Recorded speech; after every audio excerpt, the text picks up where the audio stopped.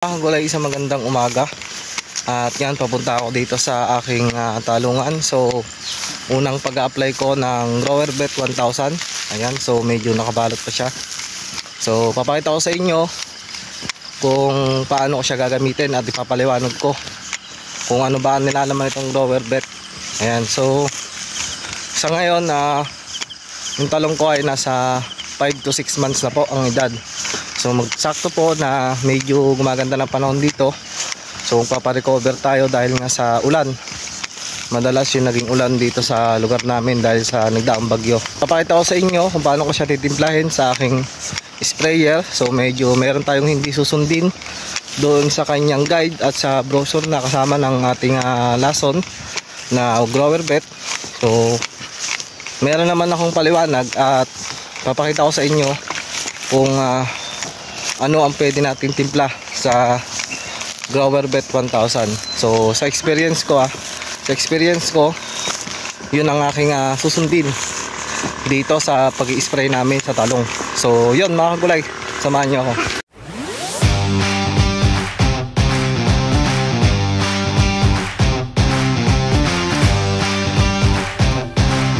So ngayon mga kagulay, andito na po ako sa may aking Calyx Type 1. So ito po yung aking isprayan ng GrowerBet 1000. Ayan, so tamang-tamang paparecover tayo dito ngayon dahil nga sa panahon natin na medyo madaming pag-uulan, medyo naantala yung kanyang pamumunga. Ayan. So dito naman mga kagulay sa kanyang talbos, ayan yung mga bago niyang talbos. So titignan natin yung GrowerBet. So after 1 week mag-update ako sa inyo kung ano nga ba magiging itsura nito para masubukan din ng iba natin mga kagulay na medyo may problema sa ating mga talong. So yun mga kagulay, ito na po yung ating gagamiting GrowerBet 1000 plus. Ayan, so bigay sa atin ni Sir Archiang. Ayan, so galing po ito ng Pangasinan. So pinadala sa atin at pinasampulan tayo. So nakapagbigay na rin po ako sa mga malalapit sa amin na may tanim pong mga talong. At nga niya mga gulay, tamang-tama nga dahil nga katatapos ng bagyo or pag-uulan dito sa lugar namin. Tamang-tamang paparecover kami ng aming mga talong dahil medyo naantala sa pamumulaklak dahil halos sa lamig na rin ng panahon. Ayan, so ngayon tamang-tama itong GrowerBet. Ayan, so base sa napapanood yung video, 1 week lang hanggang 8 days makikita na yung resulta. Tapos mga kagulay, ito po yung kanyang guide sa paggamit. So meron siyang kasamang ganito.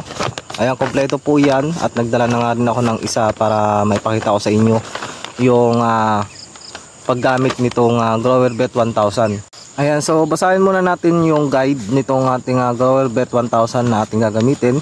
So dito muna tayo sa kanyang nilalaman nitong GrowerBet 1000. So makikita nyo mga kagulay, mabasa nyo dito yung total nitrogen nya, so 1.7, at yung phosphorus nya na 2.9.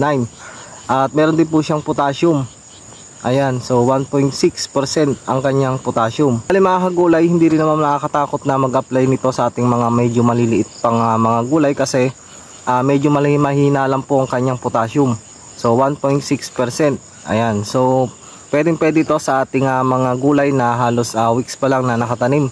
Pwede nating i-apply to. Tapos yung phosphorus niya kasi mga kagulay, kaya sinabi kong pwede siya sa maliliit at saka sa mga bagong tanim kasi ang phosphorus niya medyo mataas. Ayan, 2.9%.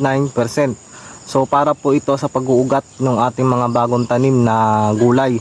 Sa nitrogen naman niya mga kagulay, 1.7%. Ito naman po yung para sa talbos at saka sa dahon niya.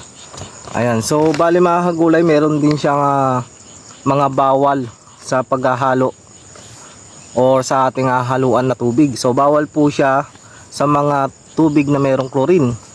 Ayan, so nakalagay po sa kanyang gilid. Ayan yung mga bawal niya na nagsasabi nga na bawal daw yung may chlorine. Ayan, tsaka yung purified na tubig.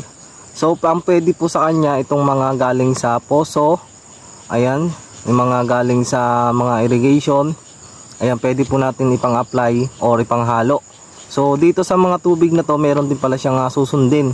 Ayan, so ito yung mga bawal niya. So yung kukuhanan ko tubig ngayon, ito parang galing tong sapa. Lagi ko kasi sinasabi sa inyo sa pulyar, pagka mataas po ang potassium, pag sobra yung ating paggamit, medyo magtitigas yung mga dahon, bulaklak, lilit yung mga dahon pagka sobra po sa potassium.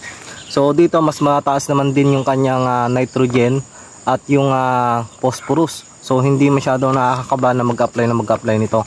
So bali mga kagulay, dito sa pag-apply naman niya dito sa kanyang gulay, ang nakalagay po dyan ay 125 ml. Ayan, so katumbas po ito ng isang lata.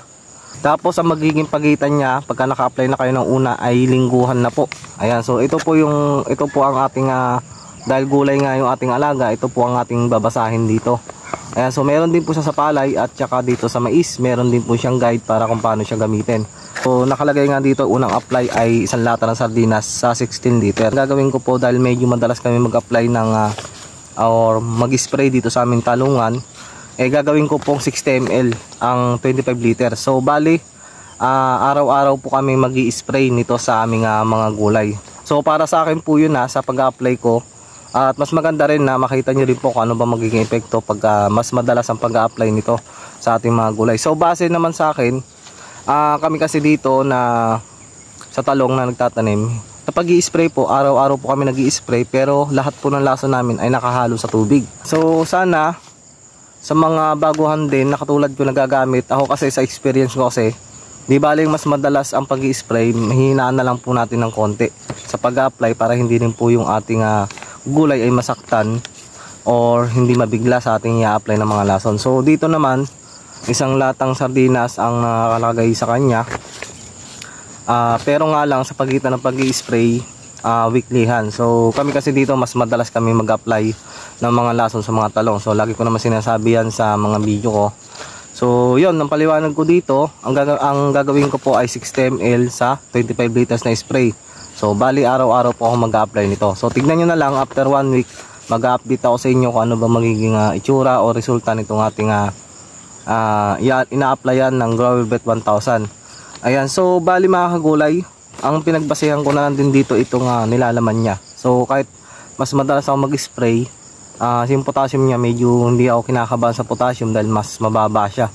Ayan, so ito nga rin pala mga kagulay, tatanggal din ng mga acidic na lupa. So kung mayroon ko yung mga bagong tanim na sitaw or talong, kahit anong gulay, so pagka ganyan palang kalalaki mga gulay at in-spray natin ng rechargeable na sprayer, yung kasing ibang buga nun ng spray, tatama na po sa lupa yon. So parang kasama na po siya sa package nitong Growervet 1000. Ang video na to, matandang talong po ito yung aking applyan. So tignan natin kung magiging okay ba ito. Ayan, so pagka nakakuha kayo itong Growervet 1000, meron na po siyang guide. Ayan, nakabukod siya at pwede nyo po siyang pagkuhanan ng ideya.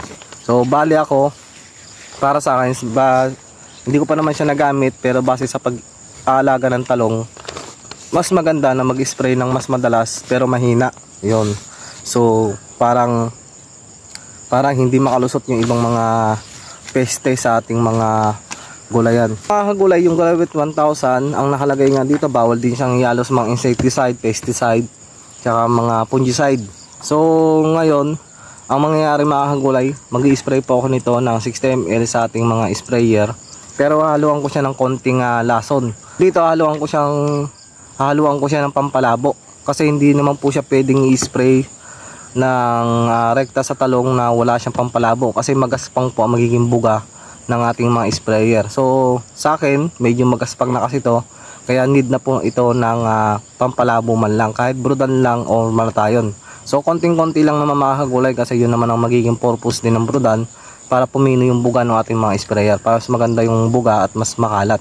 So dun nga, nakalagay nga dito na bawal daw haluan. So para sa akin, kung ito lang i-spray natin, malakas sa karga, lalo na para spray yung aking gagamitin. So yun mga kagulay, samahan nyo ako at i-apply ko na tong Growervet 1000 sa aking talungan. So ngayon, mag-start na ako mag-spray para after 1 week meron na akong balita sa inyo. Ayan, so yun mga kagulay, naka-ready na yung ating power spray.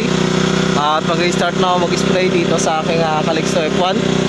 Ayan, so wala ka sa tigahawak na para kumuha sa akin, so hawakan ko na lang. At sana na malaking tulong tong ating video sa mga baguhan na gagamit itong Growervet 1000. So abangan nyo yung update ko dito after 1 week sa Calixto F1.